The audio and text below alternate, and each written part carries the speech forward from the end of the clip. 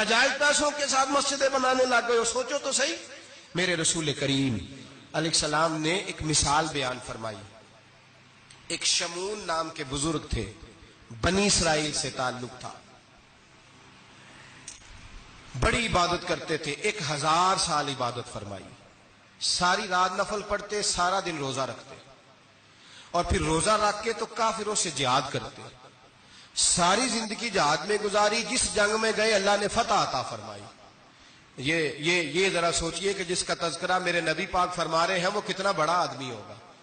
ولی اگرچہ بنی اسرائیل کے تھے لیکن اتنا زبردست ان کا جہاد کرنے کا طریقہ تھا، بڑا جہاد کیا، بڑی انہوں نے، کافر بڑے پریشان تھے کہ بندہ قابو نہیں آتا، بڑی دور تک بات گئی، بڑی جد و جہد کی، لیکن حضرت شمون علیہ رحمہ بنی اسرائیل کے ولی تھے، قابو نہ آئے، آخر ان کی بیوی کو خریدا۔ اور یہ ایک دو مثالیں بیویوں کی آ گئی ہیں، خامد بھی بکتے ہیں، یاد رکھنا، بھائی بھی بکتے ہیں، اللہ ماشاءاللہ جب کوئی بکنے پہ آتا ہے تو پھر وہ اپنے معیار کو قائم نہیں رکھتا، پھر لوگ گر جاتے ہیں معیار سے۔ بیوی کو خریدا، کہنے لگے تو نے اس کے ساتھ رہ کے کیا وقت گزارا ہے؟ کہنے لگی کوئی سکھ نہیں پایا، ایک وقت روٹی ایک وقت کی بھوک، درویشی کا درس دیتا ہے، کچھ بھی نہیں ملا۔ حضرت شمون علیہ رحمہ کی بیوی جب خریدی گئی، کہنے لگے جب چونکہ یہ کم سوتے ہیں اور جتنی دیر سوتے ہیں گہری نیند سوتے ہیں، جب گہری نیند سو جائے تو رسیوں کے ساتھ جکڑ دینا۔ امام غزالی علیہ رحمہ نے اس کو لکھا ہے، رسیوں کے ساتھ جکڑ دیا بیوی نے۔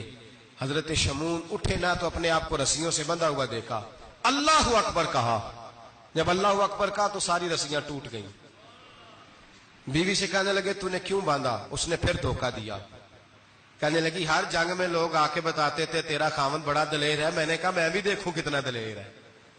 سارے ایک نیا رنگ، ایک نیا روپ، ایک نیا طریقہ، تو میں نے تو آزمایا ہے، اور یہ تو چھوٹی چھوٹی رسیاں تھیں۔ آپ فرمانے لگے چلو ٹھیک ہے، اگر تو نے آزمایا ہے تو پھر دیکھ بھی لیا ہے۔ کچھ دنوں کے بعد اس نے زنجیروں سے باندھ دیا، لوہے کی زنجیروں سے، اٹھے تو بندھا ہوا پایا، اللہ اکبر کا تو زنجیریں بھی ٹوٹ گئیں۔ فرمانے لگے یہ تو نے کیا کیا؟ کہنے لگی دیکھنا چاہتی تھی، کچی رسیاں تو توڑ لیتے ہو، زنجیریں بھی ٹوٹتی ہیں کہ نہیں؟ ہاں بھائی ٹھیک آ کے لوگ بتاتے ہیں تو واقعی دلیر ہے، ہر جنگ میں کامیاب ہوتا ہے۔ اب قریب بیٹھنے لگی، کھانا اپنے ہاتھوں سے کھلانے لگی، فریب کرنے لگی، دھوکہ دینے لگی، کہنے لگی بتاؤ تو صحیح طاقت کا راز کیا ہے؟ مومن نرم دل ہوتا ہے، ایک دفعہ کوئی مسکرا کے پاس آتا ہے تو سمجھتا ہے کہ شاید یہ میرا خیر خواہ ہے، اس لیے مومن دھوکے کھاتے ہیں، دھوکے دیتے نہیں۔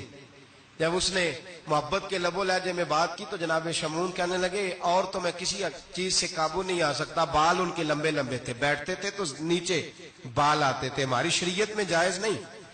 نبی پاک صلی اللہ علیہ وسلم نے زلفے کانوں تک کی اجازت دی ہے، کندھوں تک کی اجازت ہے، کندھوں سے نیچے بال آئے تو حرام لکھا ہے اعلیٰ حضرت نے، کندھوں سے نیچے جائز نہیں۔ ان کے بال بڑے لمبے تھے، بیٹھتے تھے تو نیچے دب جاتے تھے۔ حضرت شمون کہنے لگے مجھے دنیا کی تو کوئی طاقت نہیں باندھ سکتی، ہاں میرے بالوں سے مجھے باندھ دیا جائے تو پھر نہیں میں اٹھ سکتا۔ بس اس کے ہاتھ بات آ گئی، اس نے کھانا بھی کھلایا، اس نے بستر بھی بچھا کے دیا، پیر بھی دبایا، جب سو گئے تو اس نے ان کے بالوں سے انہیں باندھ دیا،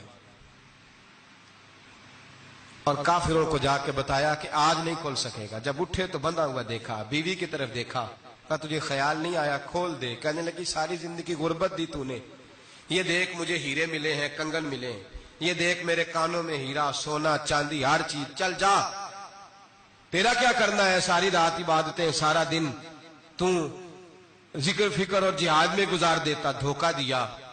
ان کافروں نے آ کے ستون کے ساتھ چارپائی اٹھائی اور ستون کے ساتھ کھڑی کی، پھر رسیوں اور زنجیروں سے باندھا۔ اللہ کے ولی کا سب سے پہلے ناک کاٹا، پھر تلوار کے ساتھ کان کاٹے، پھر آنکھیں نکالی۔ جب زبان کاٹنے لگے تو انہوں نے اللہ کو آواز دی، کہا میرے مولا میں کوئی لاوارث ہوں کہ کوئی مجھے دھوکہ دے اور اس انداز میں قتل کر دے؟ مولا میں دھوکے کھاتا رہا، میں کوئی لاوارث تو نہیں؟ جب یہ دعا فرمائی تو پھر بجلی چمکی، پھر اللہ کا قہر برسا۔ امام غزالی فرماتے ہیں وہ کافر جو آئے تھے وہ جلے، اس طرح جلے کہ ان کی ہوا بھی اڑ گئی۔ اب وہ بی بی دوڑی آئی اور پیروں میں بیٹھی، کہنے لگی بخش دو، آپ فرمانے لگے ساری زندگی میں تیرے دھوکے کھاتا رہا، اب اللہ کی لاٹھی چلنے لگی ہے، اس کی آواز نہیں ہوتی، اب تو خدا کے حوالے ہے، پیروں سے آگ چلی۔ کہنے لگے وہ دیکھنا سونے سے کہہ تجھے بچائے، وہ جو تیرے ہاتھوں میں ہیرے کے کنگن ہیں انہیں کہہ تیری حفاظت کرے، اب وہ جو تیرے کانوں کے اندر سونے چاندی کی بالیاں اور کانٹے ہیں اور جھومر ہیں ان کو کہہ تجھے نجات دلائے۔ جلتی رہی، تڑپتی رہی، چیختی چلاتی رہی، اور اس طرح چیخی کہ وہ خاک بنی، ہوا میں اڑی۔ اللہ نے اپنے ولی کی آنکھیں بھی دوبارہ عطا فرما دی، کان بھی دوبارہ عطا فرما دی۔ اللہ تبارک و تعالیٰ نے پہلے سے زیادہ طاقت دی۔ وہ جب باہر نکلے تو اعلان کر رہے تھے لوگوں دیکھو دھوکہ والے جل گئے، تباہ ہو گئے، نام و نشان مٹ گیا، اور مجھے دھوکہ دیا گیا تھا تو اللہ نے مجھے پہلے سے زیادہ طاقتیں عطا فرما دی، پہلے سے زیادہ قوتیں۔